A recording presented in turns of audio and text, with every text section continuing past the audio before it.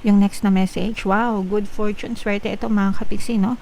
Invite the magic in your life, invite the swerte in your life, invite the good fortune in your life. Guys, no? Papasukin ang swerte. Ikaw yung magpapapasok nito sa buhay mo mga kapiksi, no?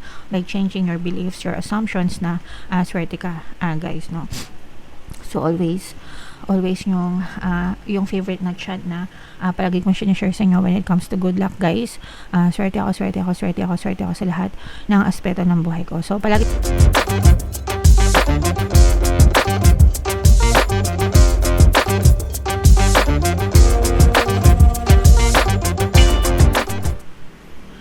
Hello guys, hello Leo, welcome back to Pinay Pixie tayo.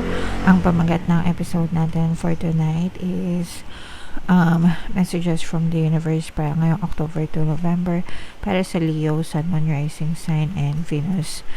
Kung ano na lang yung makaresonate, guys, take that message kasi hindi lahat ng mensahe ay magre-resonate sa inyo. So yung first message natin, Leo, we have Peacock, mga kapiksi. Raise your standards, no? Don't settle for anything less, mga kapiksi, no?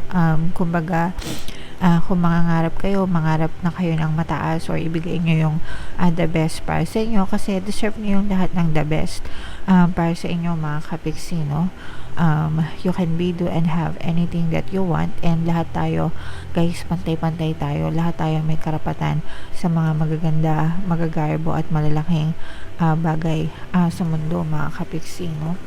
So yeah, as long as kaya mo, diba, kaya mong abutin, and wag mong ilimit yung sarili mo, mga kapiksi, wag mong ilimit yung sarili mong isipan sa pwede mo lang makamdan. So kunwari nagtatrabaho ka tapos ang basic pay mo is 20k, kunwari lang, guys, pero pwede ka naman magtrabaho na deserve mo ng sahod na let's say 50k, diba? So yung mga ganon, kumbaga wag mong ilimit yung sarili mong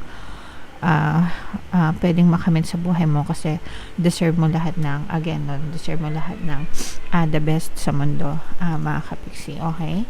Alright. So yung next na message for you guys, ito, Battle of the Blues, mga kapiksi. Take steps towards positive change. So dalawa yan, guys, no? Negative at saka positive. Mahirap magpaka-negative, mga kapiksi. Mahirap din magpaka-positive. So parehas mahirap yan, mga kapiksi. Ang kaibahan lang, kapag ka negative ka, negative yung iniisip mo palaging negative din yung magiging resulta niyan. Pero pag nagpaka-positive ka, kahit negative yung nararamdaman mo, pero positive pa rin yung iniisip mo, pwedeng maging positibo yung resulta niyan, mga kapiksi, no? So yun yung pagkakaiba. Kaya mas mabuti talaga na magpaka-positive tayo kahit na gaano ka-negative yung sitwasyon natin, kasi pwede natin mabago yung takbo ng pamumuhay natin, depende sa kung ano yung pinagbubusan natin ng attention, guys, okay? So always think positive, always think always think of the best outcome, diba, guys? So yeah, positive lang, guys, no? Kaya palagi nyo naririnig sa channel natin, think positive, mga kapiksi, kasi kung ano yung palagi nyong iniisip, yun yung talaga yung napupush out sa inyong physical reality. Sa lahat ng bagay yan, guys, trabaho, negosyo, sa buhay, sa relasyon, sa kahit anong sitwasyon, even sa health, even sa kalusugan, mga kapiksi, okay? Alright. Yung next na message, wow, good fortune, swerte ito, mga kapiksi, no? Invite the magic in your life, invite the swerte in your life, invite the good fortune in your life, guys, no? Papasukin ang swerte. Ikaw yung magpapapasok nito sa buhay mo, mga kapiksi, no? By changing your beliefs, your assumptions na swerte ka, guys, no?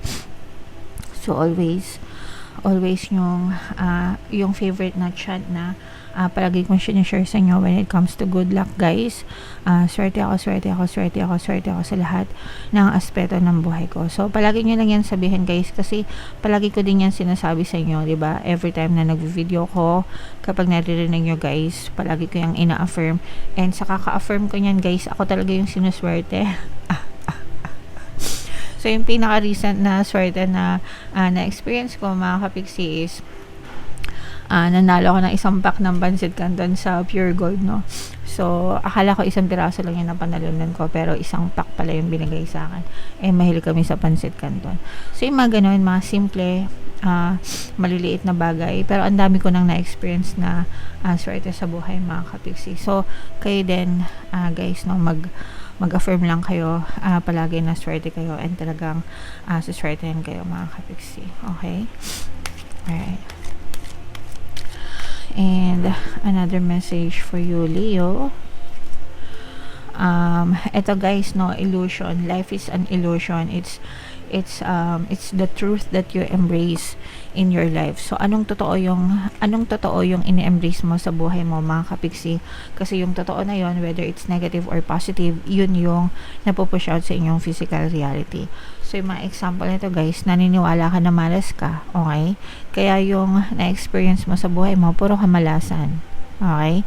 Naniniwala ka na malas ka sa pag-ibig. Kaya ang na-experience mo na mga relasyon, 'di ba? Palagi ka iniiwan, palagi kang pinagpapalit, palagi nang bababae, palagi ka niloloko, palagi ka nagsisinungaling. Why? Kasi yun yung totoo na in-embrace mo sa isip mo. 'Di ba? Palagi ako iniiwan, palagi ako niloloko. Kaya yung iba sa inyo natatakot ng magmahal, 'di ba? Whereas yung ibang tao naman, kagaya ko, palagi kong iniisip na swerte ako. Kaya palagi ako nakaka-experience ng mga swerte sa buhay ko. So, yung mga ganun, mga kapiksi, kapag inisip mo na madali lang kumita ng pera, 'di ba? Money will comes in many forms, mga kapiksi. So, ganun. So, ikaw, guys, anong totoo yung tinatanggap mo sa buhay mo? Naniniwala ka ba na malas ka? Naniniwala ka ba na swerte ka? Naniniwala ka ba na uunlad ka? Naniniwala ka ba na mahirap ka na habang buhay? Naniniwala ka ba na mahirap kumita ng pera? So, what truth are you embracing, mga kapiksi? You should be very careful, guys. Kasi whether it's negative or positive, kung ano yung totoo na tinatanggap mo sa buhay mo, yun yung napupush out sa physical reality mo, okay? So, stop overthinking. Huwag niyong i-overcomplicate yung mga bagay-bagay. Just focus on the positive ones, mga kapiksi. And, para yun yung ma-experience nyo sa buhay nyo, okay? Alright. And, yung next message para sa inyo, Leo. Don't worry, be happy. Okay? So, may ganyan pang kanta dati. 1980s. Don't worry, be happy. 1980s, guys, kasi 80s baby ako, no? So, sa mga kapanahunan ko, alam nila yung kanta na yan. So, don't worry, guys, be happy, eliminate the negative, no? Accentuate the positive. Doon lang tayo palagi sa happy, sa positive, no? Sabi nga ni Tinay, happy lang, mga kapiksi, okay? Alright. And another message for you, Leo. Gratitude, yan. Ito yung pinaka-the best na attitude na dapat in-embrace nyo sa araw-araw na pamumuhay nyo, mga kapiksi. Be grateful for all that you have, guys, no?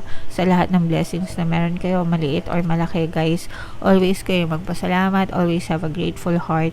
The more na grateful kayo, the more na nagpapasalamat kayo, the more na pinapapasok nyo yung swerte, the more na pinapapasok nyo yung blessings sa buhay nyo. At saka instant shift ng energy yan, mga kapiksi, from negative to positive, no? Kapag palagi tayong grateful, palagi tayong nagti-thank you, guys, nagiging positibo yung ating energy, no? And therefore, positive din yung maaaring ma-attract nyo sa buhay nyo, guys. That's why, importante talaga ang pagiging grateful, mga kapiksi. So, practicing nyo magsabi ng thank you, guys, no? Kung gusto nyo mag-gratitude journal, pwede din, mga kapiksi. Okay, so ito guys, i-mind mo nyo na to mga swerte na to sa buhay nyo. Ito mga positivity na to guys, i-mind mo nyo na sa comment section. So buno tayo ng isa pang card para sa inyong additional na mensahe. Habang sinashuffle ko to guys, panoorin nyo muna yung video natin regarding sa ating paano mag-manifest ng abundance video course. Kapiksi, sawa ka na ba sa mga struggles at hirap sa buhay mo? Masipag ka ba at masikap sa buhay ngunit hindi ka pa rin umaasenso? Ilang beses ka na bang nag-attempt magnegosyo at mag-invest pero palagi ka pa rin nalulugi? Sa pagkakataon na ito ay maaaring may subconscious beliefs ka na nagiging balakid sa iyong pag-unlad at pagyaman. Introducing, paano mag-manifest ng abundance video course. Dito ay matututunan mong ma-overcome ang mga balakid mo para tuluyan ka ng umunlad, umasenso, sumagana, maging matagumpay, successful at maswerte sa iyong kabuhayan, pera, trabaho, negosyo sa lapi at kaperahan ng bonggang-bongga. Dali, mag-send na ng email sa pinoypixie@gmail.com at simulan na ang iyong pagyaman ngayon. Alright, so sa lahat ng gusto mag-avail ng course guys, naka-flash sa screen nyo, meron tayong paano mag-manifest ng abundance video course, paano mawala ang third party at magkaroon ng harmonious na relationship, paano pabalikin si ex device breakup. Sa mga interesado guys, mag-send lang kayo ng email sa pinoypixie@gmail.com. Sa mga naghahanap ng papaswerte guys, Aventurine at saka si Train, may mga link na makikita kayo sa description box. So eto guys, no, you were born with that it quality, whatever it means, mga kapiksi, no? So, pinanganak kang maganda, pinanganak kang mayaman, pinanganak kang masiyahin, pinanganak kang mabait, pinanganak kang maswerte, whatever that it means to you. Mga kapiksi, kung ano yung tingin mo. Again, no, you are embracing your truth, guys, kung ano yung totoong pinapaniwalaan mo, no? Whether positive or negative, mga kapiksi. So, basahin natin to guys. Do you want to know what's really beautiful? Confidence. Do you know what's really powerful? Persistence. Do you know what's really sexy?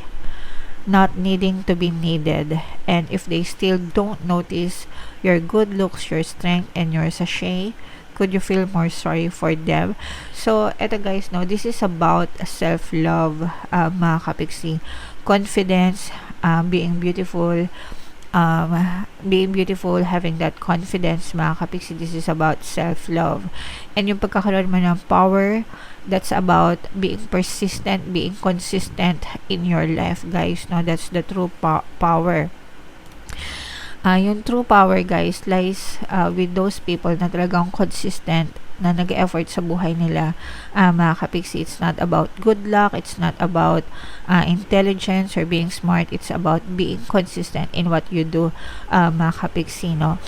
So, walang tatalo guys sa mga taong consistent sa buhay. Kasi yung mga taong consistent, kaya nga meron tayong kasabihan, pag may tiyaga, may nilaga. So, yung tiyaga, yun yung persistent, pagtitiyaga, and pagiging consistent sa buhay, mga kapiksi. Sila talaga yung tikim, no, ng nilaga, guys, no. And yung again, beauty is about being confident, and that's where self-love lies. Kapag maganda yung self-concept mo sa sarili mo, it's not about the looks, guys, no. Hindi yan sa kagandahan ng ano. There are people na maganda pero they lack confidence, kaya wala silang parang hindi sila charming, hindi sila attractive, diba? Whereas there are some people na hindi naman ganun kagandahan or kagwapuhan yung itsura, pero they extrude this confidence that makes them very charming and attractive, diba? So I hope you get what I mean, mga kapiksi. And if hindi yan napapansin ng ibang tao, bala sila. It's not your loss, it's their loss, mga kapiksi. Okay? Basta ikaw, be confident, be beautiful, for yourself, not for them, guys. Okay? Alright, so yeah, comment down below, Leo, if feeling nyo nakaresonate kayo dyan. And ito yung ating 2026 kapalaran, guys. Panoorin nyo na. Ito naman yung ating success stories ng paano mag-manifest ng abundance video course. Thank you for liking, sharing, and subscribing. See you next time. I love you all. Have a nice day. Bye-bye.